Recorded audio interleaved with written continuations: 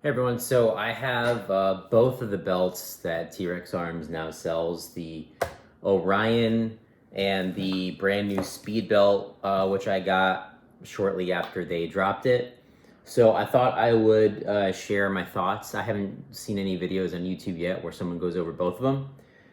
So I'll show them to you and maybe that will help you decide what to buy. By the way, this is like one of the older generations of the Orion belt.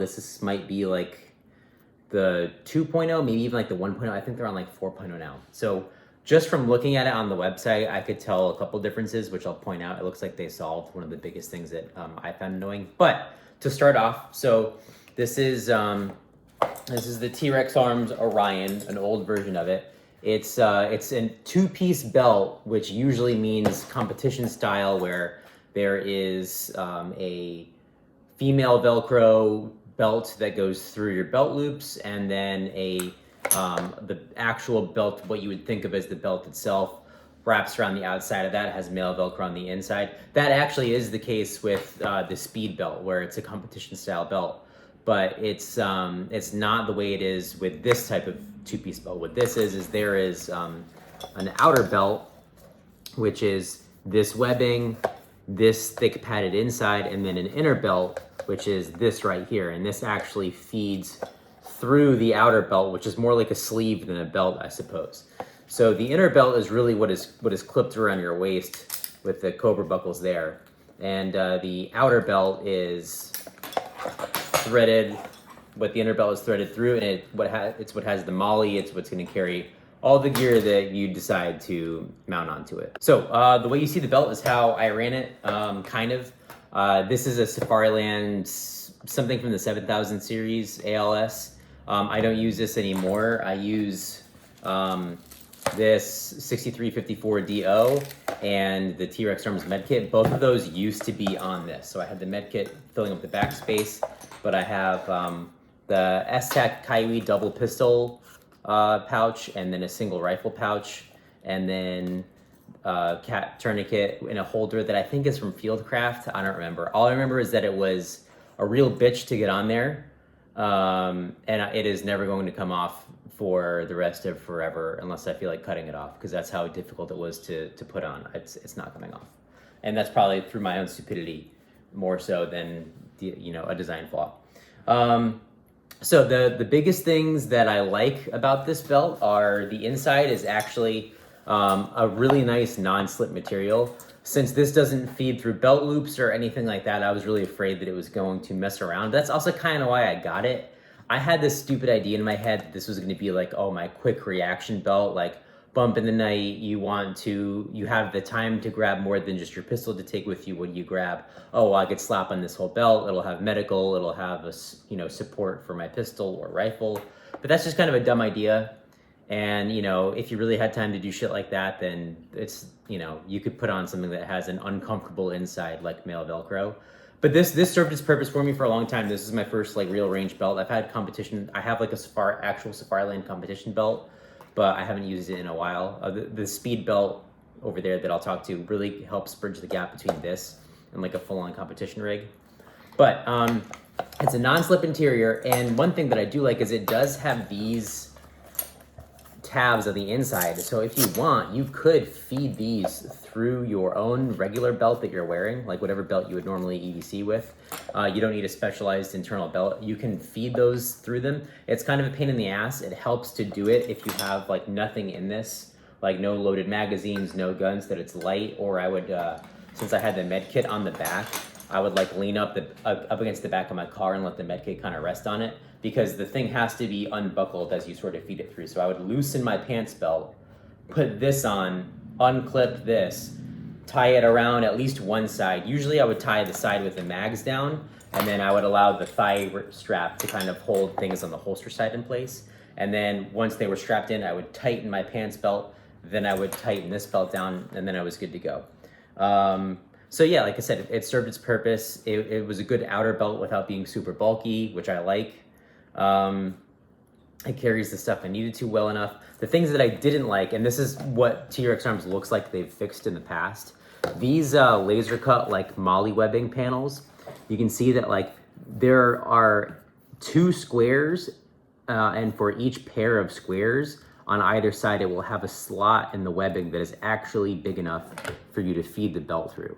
So you can't really feed the belt through anywhere else because it's connected there. It's only in these breaks that you could feed these things through. So for example, if I'm trying to feed on my Safariland UBL, it has to go through the correct spots. It has to pick a spot that's about that width. So if you wish that you could have it between this square and this square, well, you can't. You have to move it over in these big sections. So because of that, you might end up with a setup to get it exactly where you want. You might not be buckling this belt directly in front of, let's say, like directly under your belly button like it normally would be. You might decide that you want to mount it a little bit over to the side to get your pistol right where you want it to be. I didn't have too much of an issue like that. I did kind of like shift it over a little bit, but it's like, it wasn't the end of the world. It wasn't like totally sideways. It didn't look dumb or anything.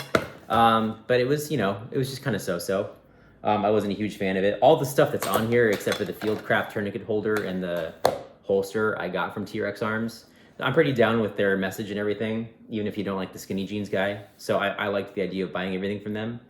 But yeah, it's a little beat up, but it's still like sturdy. It still works. I'm gonna hold on to it in case, like, I guess someone else needs a belt. But that's pretty much that. Noises. So going over to the speed belt. This is now the actual like inner outer 2-piece belt that most people are used to. It comes with an inner belt and an outer belt. And I think when T-Rex, I don't know if they still do it with the Orion, but when you were buying it, you had to like particularly purchase and separately put into the carts your outer belt and your inner belt. Now, I think they sell these inner belts separately, a la carte if you want, but I think the default when they're selling you the speed belt is to sell you both pieces together, which I like. It makes it easier. This inner belt is thin, it's light. The inner material on the inside is like the most non-slippiest non-slip material ever.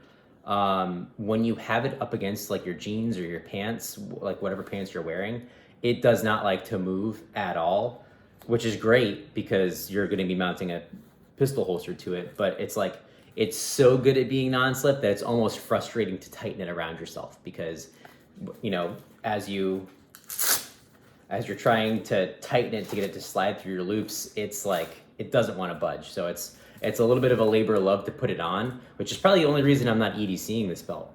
This could easily be my EDC belt, except it's a little thin for the clips on my appendix holster. Not that the end of the world, but also it's just like a pain in the ass to tighten. But for what it does as being a range belt, which is what the speed belt is designed to be, it's really good. How I have this loaded up now is I have, starting with the holster side, I have the Safariland Mid-Ride UBL, the T-Rex Arms thigh strap. What they now do is they actually have it set up where it's mounted through the bottom screw in your Safariland mount, whereas beforehand it would go in between the screws. Now they have like a hole cut in the thigh strap and a grommet through it, so the screw can go through the thigh strap, which is nice because it lowers it down like another 2 inches, which makes this a little bit more secure. Safariland 6354 DO with Oregon Trail Defense nub mod on the ALS button there. T-Rex Arms med pack. I don't have their components in it. I think the components in it are either from John Dufresne, Mocha Bear Actual, or from Knights Templar Medical or Templar Medical, whatever they call them. I can't remember, but one of those. Like, it doesn't matter what you fill it with, as long as you fill it with good quality stuff. It doesn't have to be like whoever sells the pack. I think at the time the packs were empty because they were out of stock.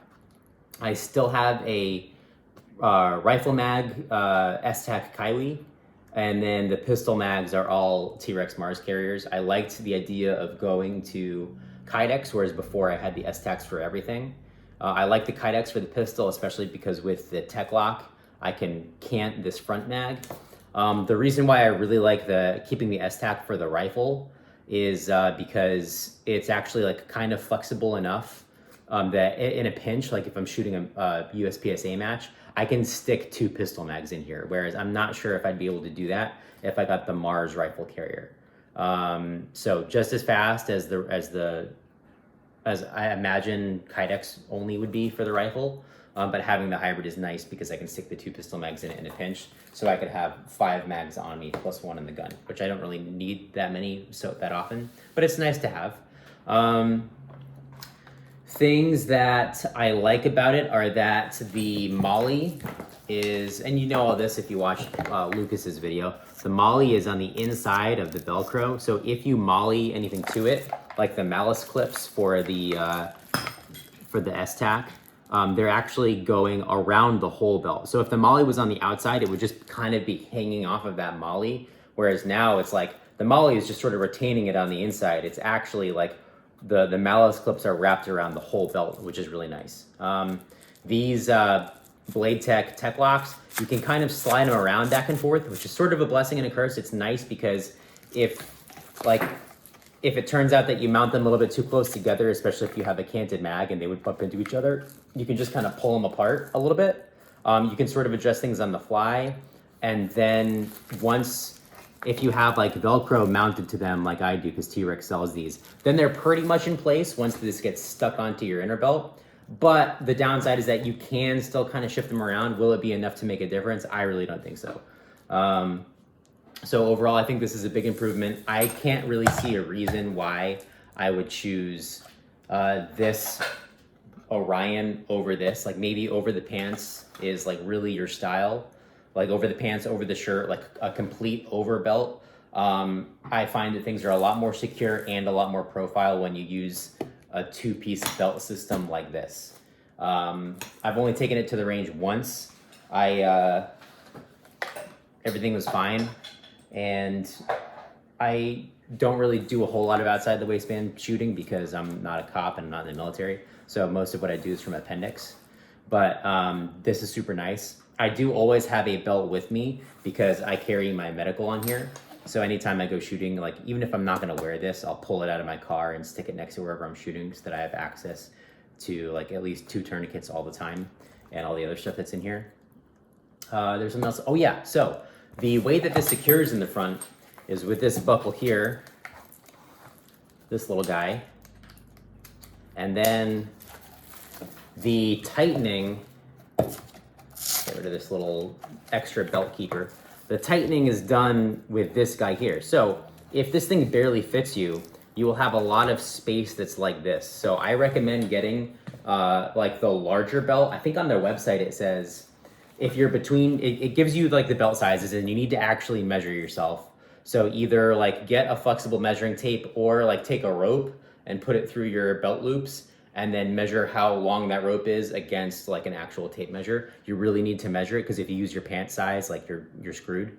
The website says get the smaller of the 2 if you're between sizes. I would say get the larger of the 2 because I actually got the smaller of the 2 and then it fit, but I was using almost all of this slack. I was between the sizes for small and medium, so I got the small. I was using almost all of the slack, which means all of this belt space was not usable. I can't mount anything to that, right? So I had to turn this over so that this was to the left side. This was like below my belly button, and then I had my holster over here. And I was like, well, the whole reason I was looking forward to getting a new belt was so that I could get one where I could mount some mags a little bit closer to the front. And then I couldn't do that. So I sent back the small, got the medium, and this is a lot better. So now when I'm actually wearing this, I have it tightened down to probably about here. So I have a little bit of unusable space in the front, but it's not a big deal. There was gonna be nothing going there anyways, so that I can like go prone without having mags go into my guts and stuff like that. So I would definitely say like to maximize the usable space, first of all, measure yourself. And I would err on the larger side of the belt measurements if you want to have the maximum amount of actual belt to mount things to. These buckles don't come off at all. They made it that way on purpose, but they made them small enough that you can feed these through your Safariland UBLs. It's not easy. The first couple, I thought I was like gonna throw this thing out a window because I was getting so mad at it. And then I sort of got the hang of it between mounting it on the first one I got, dismounting it, mounting it on the second one that I got, and then having to dismount it a couple times because I realized that this needed to get fed on first, and then I ended up saving it for last. So I kept having to take the holster on and off over this. I eventually got the hang of it, and it's not that hard. But at first it was kind of a pain in the ass because this buckle like barely fits through the wings on the UBL. So I think that's everything. I might have forgot something. If you have any questions about it, go ahead and ask me. I might post some range footage of me using it. But I mean, it's a belt, man.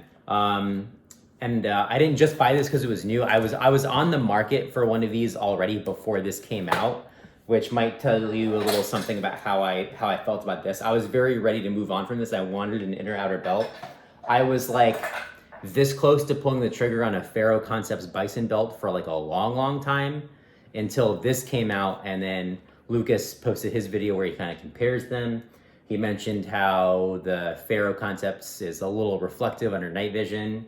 And I don't even have night vision, but I really want to get it. I'm basically as soon as I've got some upcoming expenses like a wedding like behind me, I'm hoping to get some. And it's not like I'm going to have a near peer threat looking for me under night vision, but I like the idea that all this is Cordura, and it's just a little bit more like low profile and low key. I'm not trying to stand out or anything like that on the range. So I like it, and this seems to fit my need, and I know that T-Rex shipping is insanely fast. So that's why I went with this. Cool, yeah, so comment with any questions, or follow me on Instagram. I'm No Light Strikes on Instagram. If you have any questions, you can DM me there. I'm happy to answer. All right, cool. Thanks, guys.